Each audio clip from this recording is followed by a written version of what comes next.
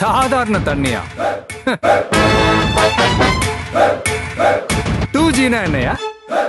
அலைக்கற்றை, காத்து. வெறும் காத்த மட்டுமே வித்து கோடி கோடியா ஊழல் பண்ற ஊரியா அது?